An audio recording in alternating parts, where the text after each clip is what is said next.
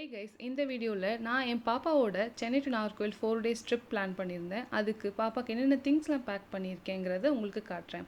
ஒரு செக்ஷன் தனியாக பிரிச்சுக்கிட்டு அதில் பாப்பாவோட க்ளோத்ஸ், வெளியே போடுற க்ளோத்ஸ், வீட்டில் போடுற க்ளோத்ஸ் எல்லாமே அது உள்ளே வச்சுக்கிட்டேன். அப்போ தான் மெஸ்ஸி ஆகாமல் இருக்கும்னு சொல்லிட்டு.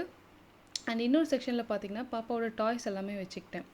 அப்புறமா பாப்பாவோட டைப்பர்ஸ் எடுத்துக்கிட்டேன், என்னோடய காஸ்மெட்டிக் பவுச் எடுத்துக்கிட்டேன், என்னோடய ட்ரெஸ் எல்லாமே தனியாக ஒரு சைட் பேக் பண்ணிக்கிட்டேன். அப்புறம் பாப்பாவுக்கு தேவையான வெட் வைப்ஸும் எடுத்துக்கிட்டேன்.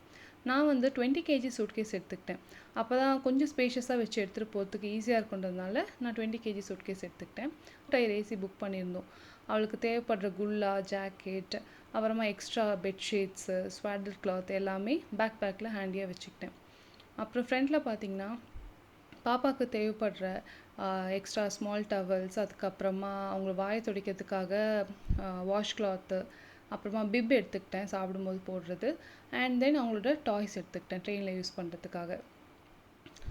அது போக ஃப்ரண்ட் செக்ஷனில் வந்து டைப்பர்ஸ் வச்சுக்கிட்டேன்.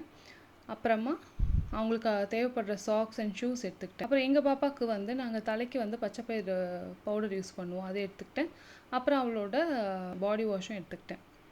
அப்புறம் இந்த சைட் பார்த்திங்கன்னா அவளுக்கு நான் யூஸ் பண்ணுற காஜல் அண்ட் பவுடர்ஸ் எடுத்துக்கிட்டேன். ஒரு டைப்பரை வந்து ட்ராஷ் பண்ணி வைக்கிறதுக்காக அந்த ட்ராஷ் கவர்ஸும் எடுத்துக்கிட்டேன். அப்புறமா பாப்பாவோட மெடிசன் எல்லாமே ஒரு பவுச்சில் போட்டு எடுத்துக்கிட்டேங்க.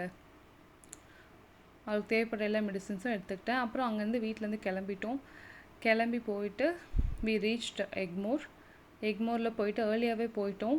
ஸோ நம்ம அப்படியே ஸ்ட்ரெயிட்டாக பிளாட்ஃபார்ம் போயிட்டு அங்கே வெயிட் பண்ணிகிட்டு இருந்தோம் கொஞ்ச நேரம். And then we board the train.